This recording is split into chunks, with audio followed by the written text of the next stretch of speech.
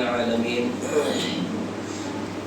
والصلاة والسلام على سيد الأنبياء والمرسلين وعلى آله وصحبه أجمعين أما بعد أعوذ بالله من الشيطان الرجيم بسم الله الرحمن الرحيم قل يا عبادي الذين أسرفوا على أنفسهم لا تقنطوا من رحمة الله إن الله يغفر الذنوب جميعا إنه هو الغفور الرحيم وقال وسيق الذين كفروا إلى جهنم زمرا حتى إذا جاءوها فتحت أبوابها وقال لهم خزنتها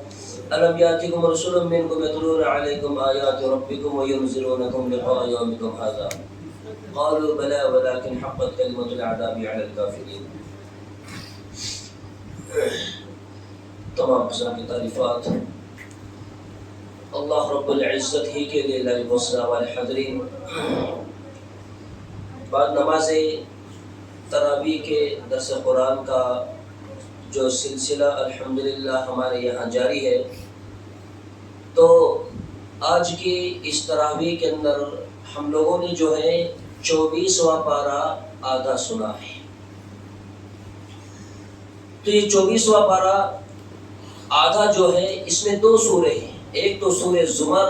اور دوسرے سورہ مومن یا سورہ غافر، دونوں نام اس کے بیان کیے گئے ہیں. تو سورہ زمر جس میں اللہ رب العزت نے اپنی بہت سارے کمالات، جس میں اللہ تبارک و تعالیٰ کی شان، اس کی کبریائی، اس کی عظمت اور جلالت کو بیان کیا گیا ہے. ویسے قرآن مجید کا کوئی بھی پارہ، کوئی بھی رکوع، کوئی بھی سورہ، کوئی بھی صفحہ ایسا نہیں ہے جس میں اللہ رب العزت کی توحید، اس کی الوہیت، اس کی ربوبیت، اس کی اسماء و صفات اور اس کے کمالات کو بیان نہ کیا گیا ہو. کیوں؟ تو بندہ جب بھی قرآن مجید کو کھولے اور اس کو پڑھے، اس میں غور و فکر کرے، تو اس کو یہ لگنے لگے کہ جس کلام کو میں پڑھ رہا ہوں یہ کلام کوئی معمولی کلام نہیں ہے، اور جس نے اس کلام کو نازل کیا ہے وہ بھی کوئی چھوٹی موٹی ہستی نہیں ہے، بلکہ وہ ایسی ذات ہے جو اس پوری کائنات کی خالق ہے، مالک ہے، حاکم ہے، رازق ہے، اور دنیا جہان میں ہونے والے تمام تر تصرفات و اختیارات جو ہے اسی ذات کے حکم اور اسی کے اشارے پر رونما ہوتے ہیں. جب اس سوچ میں انسان قرآن مجید کو پڑھے گا تو اس کو اپنا وجود مقصد جو ہے معلوم ہوگا کہ اللہ نے مجھے کیوں پیدا کیا ہے. میری ساری ضروریات اور ہر طرح کی تکمیل ضروریات جو ہے اللہ تبارک و تعالیٰ پوری کر رہا ہے، تو اس حساب سے بندہ جو ہے اپنے مقصد وجود پر جو ہے غور و فکر کرنے لگے گا. اللہ تبارک و تعالیٰ کی اس میں شان بیان کی گئی ہے. اور دوسرے نمبر پر اسی صورت کے اندر اللہ رب العزت نے جو ہے اپنی ایک صفات کو بیان کیا ہے، صفت رحمان اور صفت رحیم، کہ اللہ اپنے بندوں پر کس قدر مہربان ہے. اس کی رحمت جو ہے کتنی زیادہ وسیع ہے، اللہ نے یہاں اس چیز کو بھی بیان کیا ہے. فرمایا قُلْ يَا عِبَادِيَ الَّذِينَ أَسْرَفُوا عَلَىٰ أَنفُسِهِمْ لَا تَقْنَطُوا مِن رَحْمَةِ اللَّهِ. اس آیت کریمہ کے شان نزول میں کچھ کفار و مشرکین جن کی سابقہ زندگی جو ہے بہت زیادہ گناہوں کے اندر بسر ہوئی تھی، جنہوں نے شرک بھی کیا تھا، قتل و غارت گری بھی کی تھی، زنا وغیرہ کے بھی مرتکب ہوئے تھے، اللہ کے رسول صلی اللہ علیہ وسلم کی خدمت میں حاضر ہوئے اور آپ صلی اللہ علیہ وسلم سے کہنے لگے اللہ کے رسول آپ کی دعوت جو ہے بالکل صحیح ہے، آپ جو پیغام لے کر آئے ہیں وہ پیغام بالکل صحیح ہے، لیکن اس پیغام کو قبول کرنے میں جو ہے ایک چیز آڑے آ رہی ہے، اور وہ ہے ہمارے سابقہ گناہ. ہم نے اتنے گناہ کر لیے ہیں کہ ہم کو ایسا لگتا نہیں ہے کہ ہماری بخشش کی جائے گی. اس پر یہ آیت کریمہ نازل ہوئی جس میں اللہ کے رسول صلی اللہ علیہ وسلم سے کہا گیا قُلْ يَا عِبَادِيَ الَّذِينَ أَسْرَفُوا عَلَىٰ أَنفُسِهِمْ. اے نبی صلی اللہ علیہ وسلم آپ کہہ دیجئے میرے ان بندوں سے جنہوں نے اپنے آپ پر بہت زیادہ اسراف کیا ہے. اسراف یعنی گناہوں پر ہمیشگی، گناہوں کی کثرت اور گناہوں کے کم ہونے کا کوئی چانس ہی نہ ہو، ایسے گناہ جو لاتعداد ہو. ایسے گناہ گاروں سے کہہ دو لا تقنطوا من رحمت اللہ، اللہ کی رحمت سے، اس کی ذات سے بخشش کروانے کے بارے میں تمہیں نا امید نہیں ہونا چاہیے. ان اللہ یغفر الذنوب جميعا، اللہ کی ذات تو ایسی ہے کہ اگر تم سچے دل سے اس ذات پر ایمان لے کر آؤ اور اس کے احکامات کو قبول کر لو، یا پھر ایمان لا کر توبہ و استغفار کا دروازہ اگر کھٹکھٹاؤ گے اور تمہارے گناہ اگر سمندر کی جھاگ کے برابر بھی ہوں گے، اللہ سارے گناہوں کو معاف کر دے گا. انہ هو الغفور الرحیم، اس لیے کہ اللہ جو ہے غفور الرحیم ہے. لیکن یہ بات بھی ہمارے ذہن میں رہے کہ اللہ غفور الرحیم ہے، اس کی ذات سے، اس کی رحمت سے ہمیں نا امید نہیں ہونا چاہیے. تو اس امید پر جو ہے انسان گناہوں کے اندر نہ جا کے رہے. ایسا نہیں کہ اللہ معاف کرنے والا ہے، چلو گناہ کر لے، اور اس امید کے ساتھ انسان جو ہے گناہ پر گناہ کیے جا رہا ہے. تو اس کا یہ مطلب نہیں کہ انسان گناہوں پر گناہ کرتا جائے اور اللہ سے امید لگائے کہ اللہ مجھے معاف کر دے گا، نہیں. بلکہ جہاں پر اللہ کی ذات سے امید لگانے کا حکم ہے، وہیں پر اللہ تبارک و تعالیٰ کی ذات سے ڈرنے کا بھی حکم دیا گیا ہے. جس طرح 14ویں پارے میں اللہ تعالیٰ فرماتا ہے نبی عبادی انی انا الغفور الرحیم، اے نبی میرے بندوں سے کہہ دو کہ میں غفور الرحیم ہوں، میں گناہوں کو معاف کرنے والا ہوں. وَأَنَّ عَذَابِي هُوَ الْعَذَابُ الْأَلِيمُ، اور میرے بندوں کو یہ بھی کہہ دو کہ میں جو ہے دردناک عذاب دینے پر بھی جو ہے قادر ہوں. اللہ کی ذات جو ہے انسان کو بخشتی ہی ہے، لیکن انسان اگر جان بوجھ کر اگر گناہ پر گناہ کرے، اللہ تبارک و تعالیٰ جو ہے شدید العقاب بھی ہے. اسی لیے اللہ رب العزت نے قرآن مجید کے اندر بہت سارے مقامات پر جو ہے اس مفہوم کو بیان کیا ہوا ہے. سورہ نساء میں اللہ کہتا ہے من یعمل سوءا او یظلم نفسہ ثم یستغفر اللہ یجد اللہ غفورا رحیما، جو انسان گناہ کر لے یعنی بڑے بڑے گناہ اس سے ہو گئے ہوں، او یظلم نفسہ، یا اپنے آپ پر گناہوں کی وجہ سے بہت زیادہ ظلم و زیادتی کر لے، ثم یستغفر اللہ یجد اللہ غفورا رحیما، پھر اللہ تبارک و تعالیٰ کے سامنے روئے گڑگڑائے، اس سے توبہ استغفار کرے، اپنے گناہوں پر نادم و پشیمان ہو کر آئندہ گناہ کرنے سے توبہ و استغفار اگر کر لے، یجد اللہ غفور الرحیما، تو ایسا انسان اللہ تبارک و تعالیٰ کو غفور الرحیم پانے والا ہے. یعنی اللہ جو ہے اس کے سارے گناہوں کو بھی معاف کرنے والا ہے. شرط یہ ہے کہ انسان اللہ کی ذات سے امید بھی رکھے اور اللہ تبارک و تعالیٰ کی ذات کا ڈر اور خوف بھی اس کے اندر موجود ہو. اور یہ سورہ زمر جس سورے کا نام رکھا گیا ہے، اسی مناسبت سے اللہ رب العزت نے یہاں پر ارشاد فرمایا وَسِيقَ الَّذِينَ كَفَرُوا إِلَى جَهَنَّمَ زُمَرًا، زمر یعنی